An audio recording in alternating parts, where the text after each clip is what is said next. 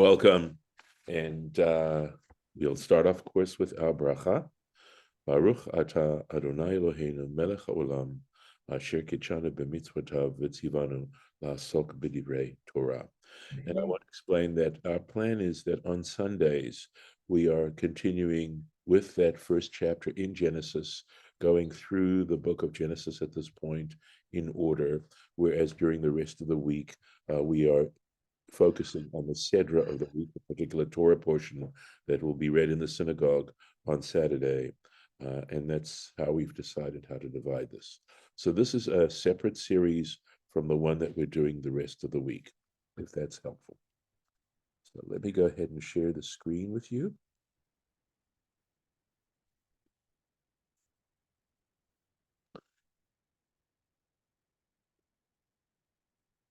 And we are inching our way through the first chapter of Genesis, through those 7 days of creation. And here we go. So we're finishing up the 5th day. So, and there's the creation of the fish, the sea creatures, and the birds. They are created on the 5th day. Vayivra Elohim et hataninim hagdolim. God created the great sea monsters. The word for dragon right now is also the word tanin. So this is the place in the Bible where you could say God created the whales. So at any rate, the great sea creatures. Ve'et kol nefesh hachaya, and all the living souls, haromeset, that either crawl or swarm, asher shatzu hamayim, with which the waters swarmed or crawled. Limenehem, according to their types, according to their species. Ve'et kol of kanaf leminehu, and all the winged fowl, according to their kind. Vayar Elohim kitov, and God saw how good it was. Okay. Let's take a look here at the Rashi. So here we go into the Taninim, right? The great sea monsters. And Rashi tells us, because this word Tanin isn't a common word at all. So again, that's one of the things that Rashi tries to do in discussing this in Hebrew. And he says dagim, dag is a common word, right? So dag we translate as fish, but it doesn't mean fish in the way the English word fish is described, because it would refer to mammals as well. It wouldn't just refer to what we would call fish, define fish in English. Dagim gedolim, great, large fish, large sea creatures, shebayam, that are in the ocean. Uvidivre agada, and in the Agadic material, hu leviathan. This is referencing the Leviathan, uven zugo, and its mate. Shebraam zachar unakeva, because we know that God created the animals male and female. V'harag et hanageva, and he slew the female, umalcha, and he salted her, la tzadikim la'atid lavor, for the righteous in the world to come. Now this is quite a mouthful in terms of what is the point of this particular thing. So clearly we know, we can tell, at least superficially, that this is supposed to be some future reward. On the other hand, what does it symbolize? What is the real intent of this particular Agadah? What's generating this particular line? And I am not sure.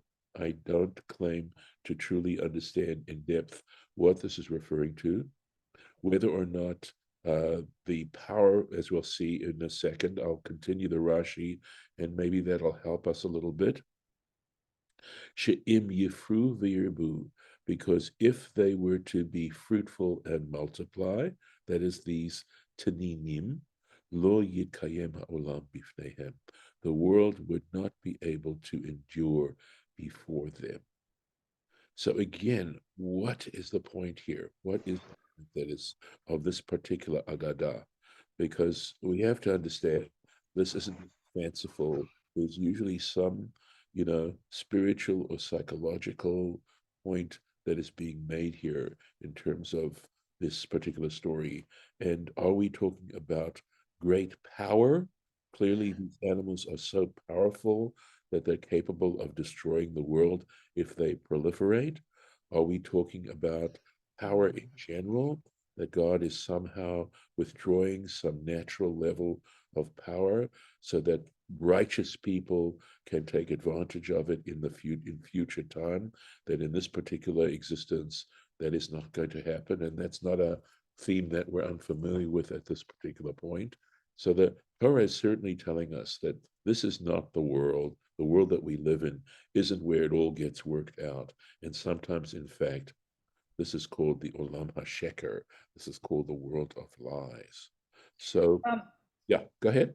so in the text, Yeah, although it looks like it's not true in Rashi, in my Rashi, but my Rashi doesn't have vowels, but in the text, there's no yud at the end of Tananim, correct. or Yeah, what is the word? Anyway, so it has a parenthetical note in my Rashi that's interesting and kind of supports the beginning part, but it says without that, since the yud is missing, it implies that the number was reduced to just one.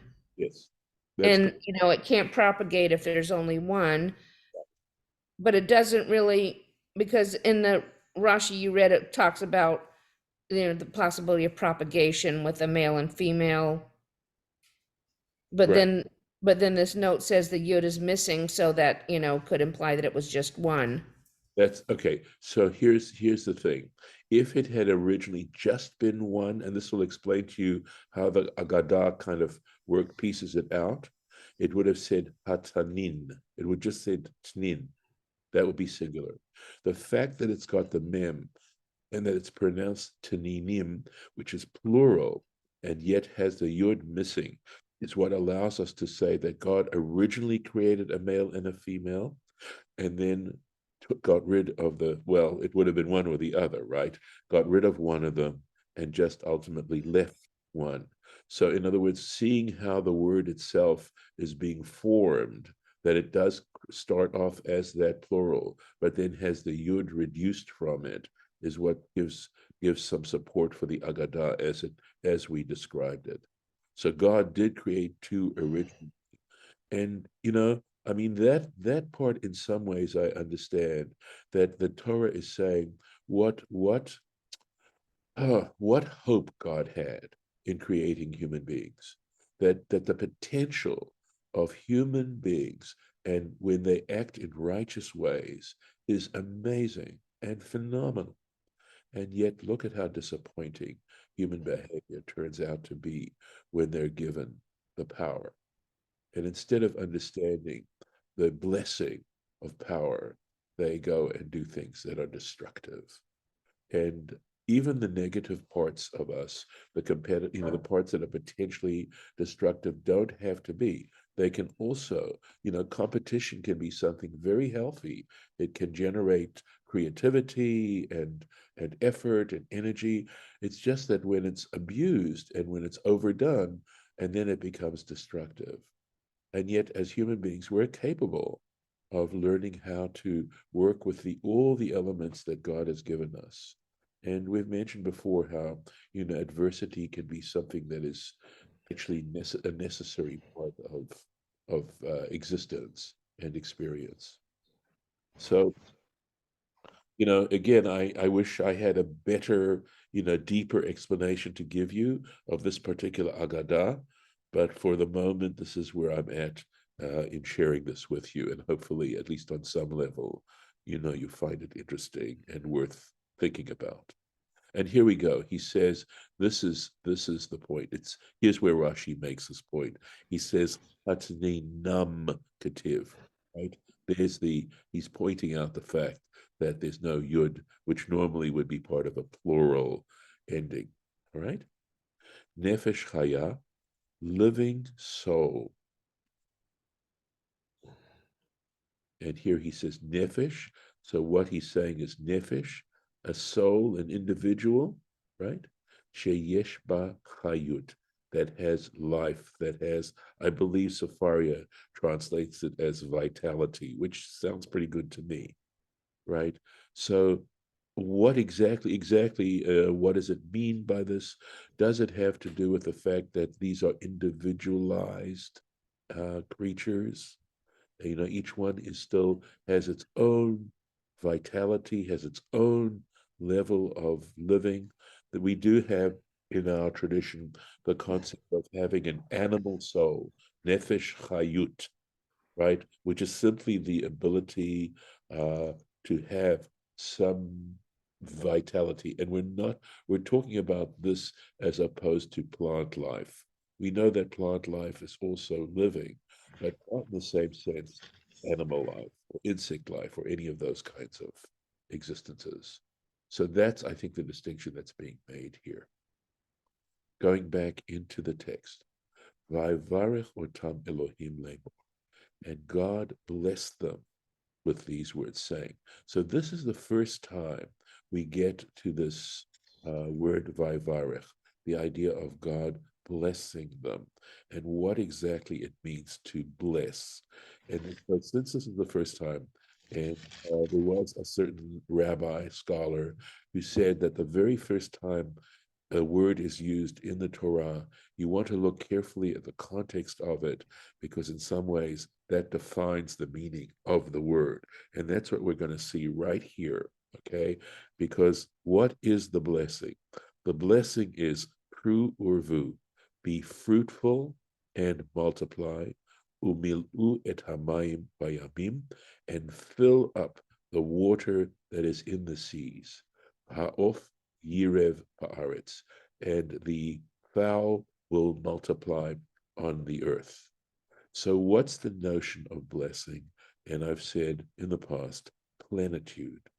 In other words, when you're blessed with something, it means you have a lot of it. You don't ever have to worry about running out of it, of not having it anymore. And that's the essential notion of blessing, that you should never experience a lack of something.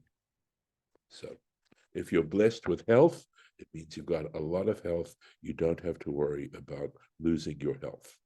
So that's, I think, a very helpful deconstruction of what it means to bless. And like I said, first time, and look at the context. Take a look at the Rashi. Vayvarech otam, he blessed them. And you'll see how he's going to explain and in some ways support what I'm sharing with you. Lefi shemechasrim otam, because human beings, understood, they haven't been created yet, but they reduce them.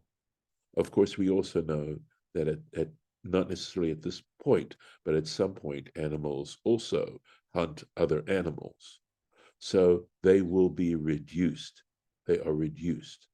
V'tzadin mehem, and some of them are hunted. Ve'ochlim otam, and they are consumed. And because they would be, again, at this particular point, human beings were not eating. They were vegetarians, as we'll see eventually. But even so, ultimately, that would happen. Whether animals were vegetarian at this particular time, not absolutely certain. Human beings, yes. But at any rate, this is why they required blessing. Hutzrechu livracha. They required blessing. Va'af hachayot hutzrechu livracha.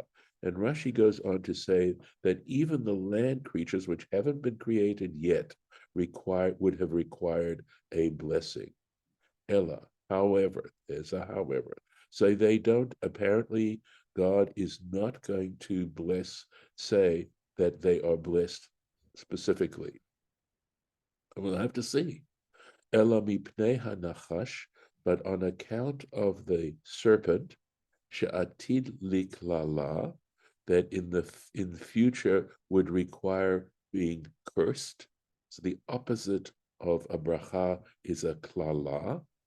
Lechach, for this reason, Lo birchan. He says explicitly, he did not bless them. So I think actually we're not talking. He does. I'm pretty sure. Sorry about that. Give me a second. Get this up a little bit. Okay. Yeah. All right. We'll see. Just trying to think on the move here. Okay. Let's find it here.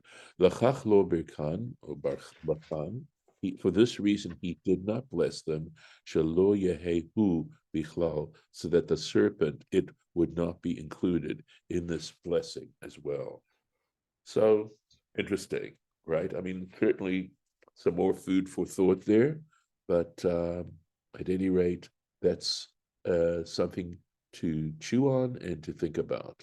So sometimes, at least what I'm getting from this, is that sometimes a negative, a really serious negative consequence may prevent you from trying to do something that's positive. And you have to balance the two. And at least this is the way this one balanced out. Pru, so the word pru is from the word pri, which means fruit, right? Lashon pri. It's the derivative of the language of fruit, klomar. And in other words, when he said pru, which is a verb, he's saying asu perot, make fruit, be able to procreate, right?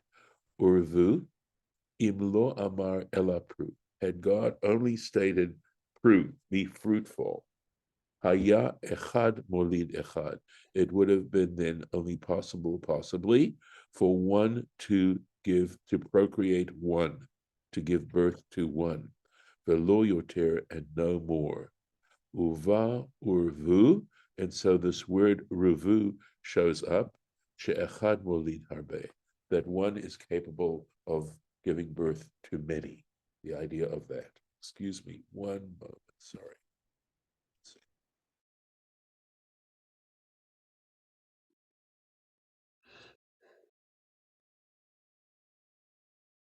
Let's go back here, and now we can go on here.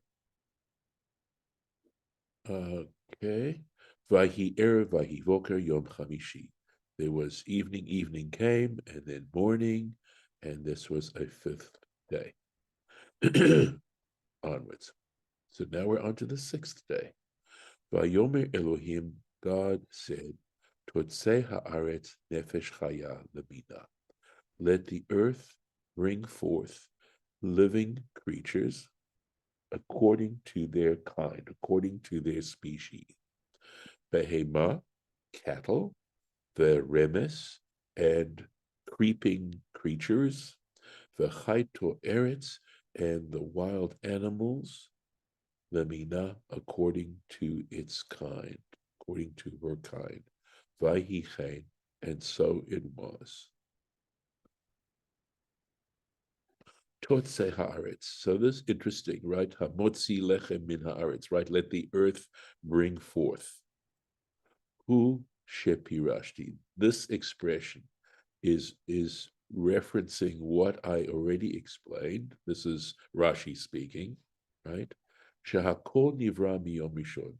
That actually everything was created, right, out of nothing on the very first day. It was all there in existence. And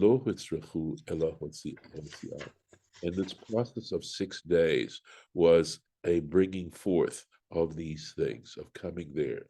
So the idea of the creation, sort of one thing, all these different things were there in potential, and eventually in the process of creation, they were coming out into and being introduced into existence, into the But world.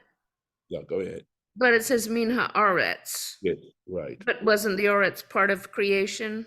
So when it says Aretz to begin with, yes, in the very first Like moment. motzi lechem min haaretz. Yes, I know. I was explaining that. I was saying that, in other words, who brings forth bread from the earth. Okay. I actually think that it is a reference to resurrection. And I think that It's the idea because bread and the human form, the physical human form, are actually synonymous. But if Rashi talks about creation springing from Yes. Come on. it was there, where is there, and what did it spring from, and when was that created? Right. So back in a previous section, Rashi had reason to explain how that these things were actually created in terms of, creation out of nothing on that very first day. And we'll see in the second version of creation a more explicit way.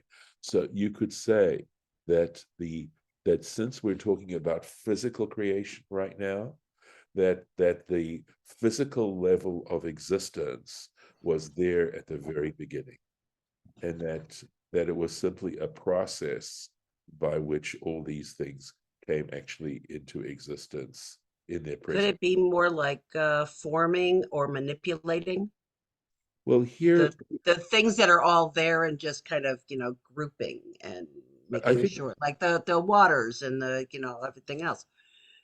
It's more of a physical, like you said, more of a physical idea of doing things. yeah, And no, later, even just when and he formed God, he formed man out of, so it's like a manipulative.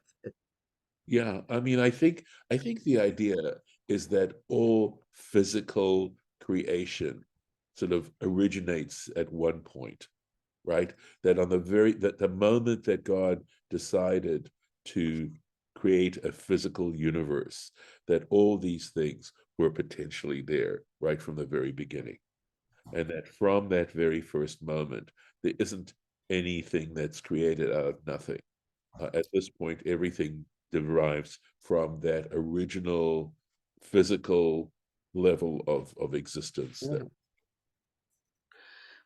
Well, I mean, you're not saying that there was matter, you're saying there was potential for matter.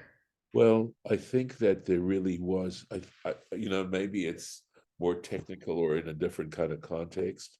Um, I think the idea is that there was something physical there, and that all these yeah, I mean, I guess I have to be speaking in potentialities, but in some senses, human life was there to begin with. The sun, moon, and stars were there to begin with.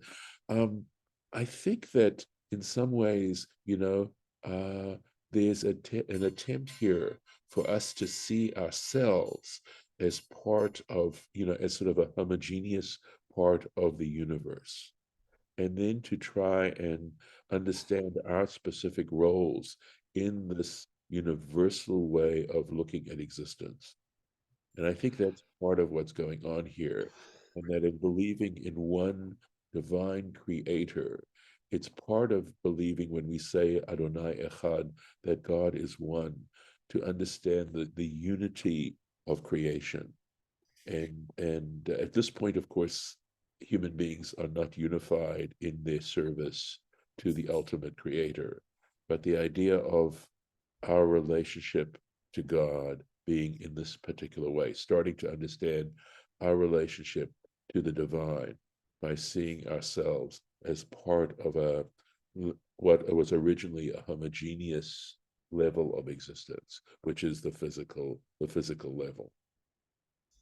What I may try and do is I'm going through this book, Between God and Man, and there's a part there that's describing how the Bible, at least as according to Abraham Joshua Heschel, how the Bible views, our existence, and that in a sense, every element of creation is a manifestation of the divine, and that our job as human beings, that God in a sense is calling out to us to try and respond to this. And again, if we see this as what we're reading, sort of standing back and saying this is calling on us to see just how much we are actually related, that there's a family, so to speak, of physical existence, and that we're part of that family. And just as you're supposed to cherish and love and support, etc., family, it not only should we feel that way about humanity, and our fellow human beings, but about creation itself. Including snakes and leviathans. Yes, including snakes. Right. Yeah, yeah, yeah, They have their purpose. they do. We just don't like them. But we can I still like them. cherish them. I like Or some of us don't like them, but we could still appreciate them. Well, I like again, them. yeah, well, Snakes don't need blessing anyway, and they're not really cursed because they have the ability to adapt to climate change more than almost any other species because they're not so much that it's cold-blooded or warm-blooded, but they have an adaptable temperature. so- Except for roaches. okay, Well, and also keep in mind that everyone is a baby at one point. Yes. well said. Yes. Well said. E- Let me Even go through baby this. Satan. Yes. Mhm. Okay, but You again, believe that. does Satan have a purpose? Okay, can we take that purpose and purpose it in a way that becomes positive rather than negative? Okay, I want to say one more thing, and I know we need to bring this lesson to an end, and that is, don't ever go too far away from the literary understanding of what's Right. good. Amen. If you don't get too far away from that, and then we don't get bound up into the physical snakes and physical roaches. Roaches are food for other kinds of animals. Exactly. But even- Snakes are food also. There we go, and mosquitoes and stuff like that. Everything. Yeah. So again, this takes a development, but also understanding that we're talking about, if a person acts like a snake, okay, the whole sort of literary side of a snake is that it kills without eating. Okay, I mean, it's not true of snakes necessarily, but at least from the literary point of view, that's understanding a snake. The snake basically, in other words, if we're talking about a human being acting like a snake, we're talking about someone who just derives pleasure from hurting other people. That's a snake. So literarily, we certainly like to demonize anybody who is not us, whether it's a wolf or a snake or Esau or whatever, Mhm. and none of it's true. Well, there's a different kind of truth to it, and we need to be able to deal with it and not abuse it. So and of course this opens up that whole issue that I've already talked about, which is the fact that we could certainly take stuff from the Bible and abuse it, and then it's really speaking about where our hearts are. If our hearts are trying to be pure and loving, we'll be able to interpret these things in a way that But what I said, none of it's true. I mean, there's truth in the negative characteristics. It's just not true that we can take a species or a person or whatever and say that they have them and we don't, yes, and that they don't have the good characteristics and we do. That's what's not truth. well, at least it's But certainly, there is truth in examining the negative, yes. characteristics. Okay, I'm gonna leave it there, and thank you. Let me stop the share, and I'm gonna stop the recording, and please God, we will meet again tomorrow. Oh, it didn't stop.